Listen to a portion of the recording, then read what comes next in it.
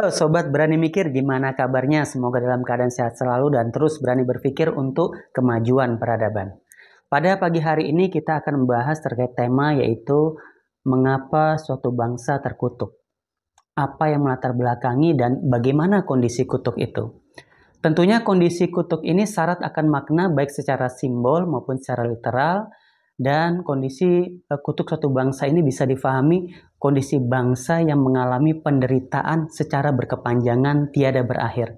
Jadi bisa dirasakan oleh anak cucu keturunannya, seperti dosa turunan kalau dalam istilah di Alkitab. Kemudian kondisi suatu bangsa ini juga berkenan dengan hancurnya atau terjadinya degradasi moralitas baik para elit maupun rakyat yang membuat tindakan kejahatan, kriminalitas itu semakin tinggi, korupsi di mana-mana, pungli tidak bisa diatasi, kemudian bencana alam juga terjadi. Nah, bagaimana menurut Sobat Berani Mikir terkait kondisi suatu bangsa yang terkutuk? Silahkan komen.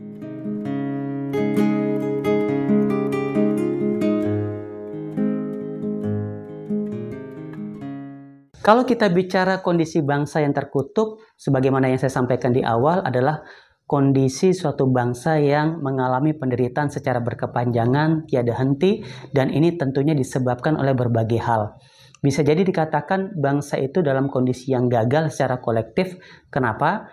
Karena hancurnya moralitas suatu bangsa sehingga terjadinya korupsi di mana-mana, pungli, dan itu menjadi hal yang lumrah dan hal yang biasa saja.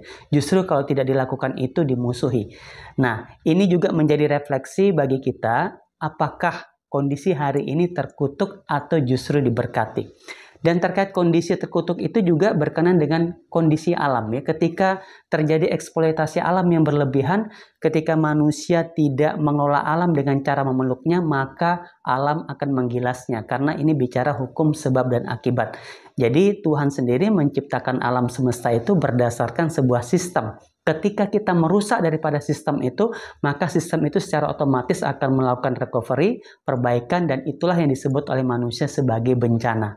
Dan terkait kondisi hancurnya suatu bangsa ini, atau ketika dikutuk itu juga berkenan dengan kondisi bagaimana suatu bangsa itu mengalami penjajahan yang berkepanjangan. Ya, penjajahan yang dilakukan bukan hanya satu bangsa, tetapi itu bergantian.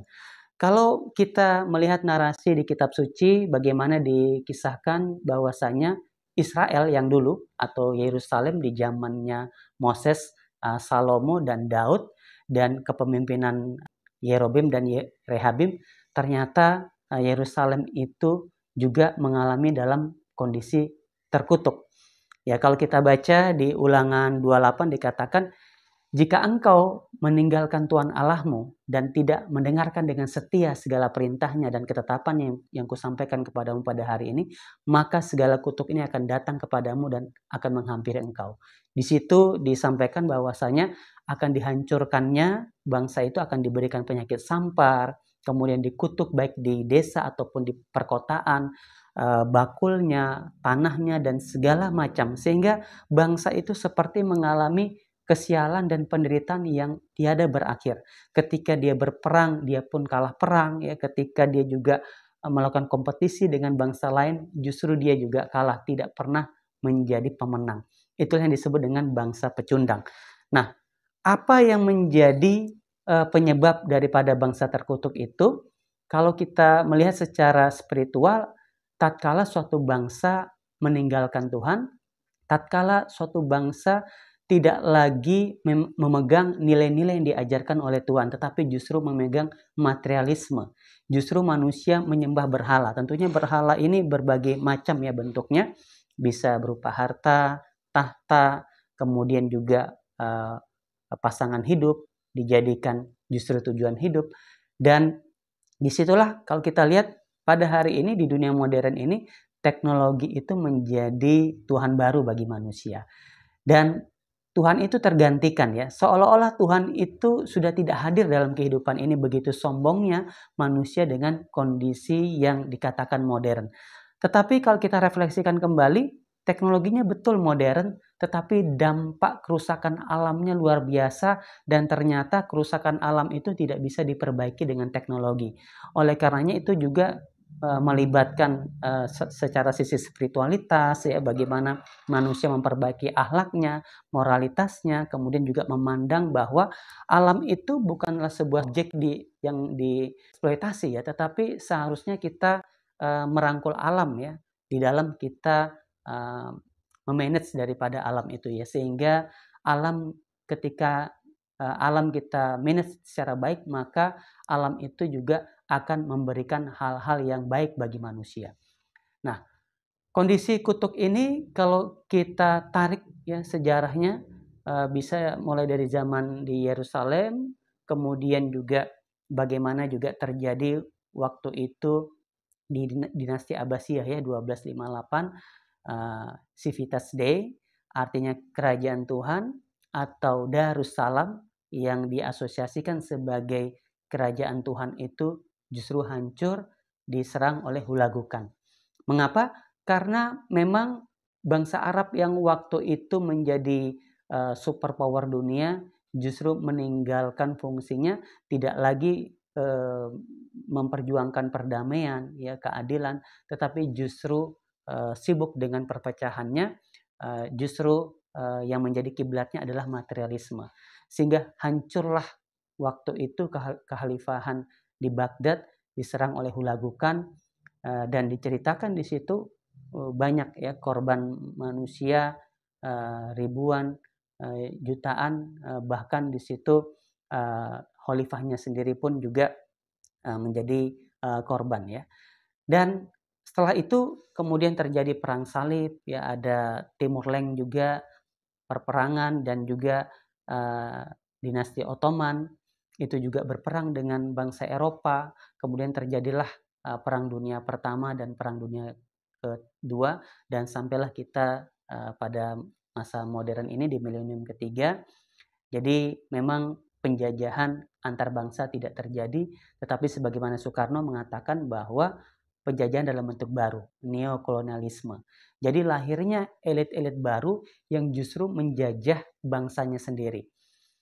Bagaimana terjadi privatisasi terhadap sumber daya alam yang dinikmati oleh segelintir elit, dan penjajahan ini begitu masif ya, terstruktur, dan banyak sekali yang menjadi korban ya, sehingga dunia terpecah-pecah dan sekarang terkonsentrasi menjadi dua kekuatan utama, yaitu blok barat dan blok timur. Ini sama seperti di 1400 tahun yang lalu, bahwasanya di zaman Rasulullah Muhammad juga terkonsentrasi menjadi dua kekuatan, gula batir Rum, yaitu antara Romawi dan Persia. Sekarang pun juga sama, antara Tiongkok beserta sekutunya Rusia dan yang lainnya, kemudian juga terkonsentrasi di Amerika, Eropa, Inggris dan sekutunya. Dan kalau kita membaca buku Gospel, diramalkan bahwasanya akan terjadi perang dunia ketiga, bagaimana akan dihadapkan ya antara dua kekuatan besar ini, antara blok timur dan blok barat. Dan yang akan menderita adalah negara-negara yang ada di tengah-tengah, ya, di antara dua gajah yang akan berperang nanti. Dan itulah dikatakan dalam kondisi yang terkutuk atau kondisi yang gelap, kondisi yang di mana manusia tidak mendapatkan petunjuk dari Tuhan, sehingga manusia kembali kepada kebiasaannya, yaitu manusia suka melakukan pertumpahan darah dan manusia ingin menguasai manusia yang lain. Sehingga sebenarnya inilah esensi daripada perbudakan. Oleh karenanya ini menjadi bahan refleksi. Pertanyaannya ya, kalau kita kembali kepada bangsa kita, bangsa Indonesia ini adalah negara yang bisa dikatakan religius. Jadi mayoritas beragama Islam, kurang lebih 80%, kemudian agama lainnya. Kemudian pertanyaannya, dengan kondisi kita yang begitu agamis, bahkan kita bicara sila pertama adalah ketuhanan yang Maha Esa, apakah kondisi bangsa kita ini dalam kondisi yang diberkati atau justru dalam kondisi yang terkutuk? Apakah nilai-nilai ajaran Tuhan itu kita pegang teguh, atau justru kita sama seperti bangsa Yerusalem, kita meninggalkan Tuhan, kita tidak mendengarkan lagi suara Tuhan, justru kita menyembah atau mengabdi kepada berhala, kepada manusia-manusia yang merasa superpower, yang merasa jenius, dan dia menindas manusia lainnya. Dan justru kita membenarkan itu ya, dan kita larut dalam kegelapan itu.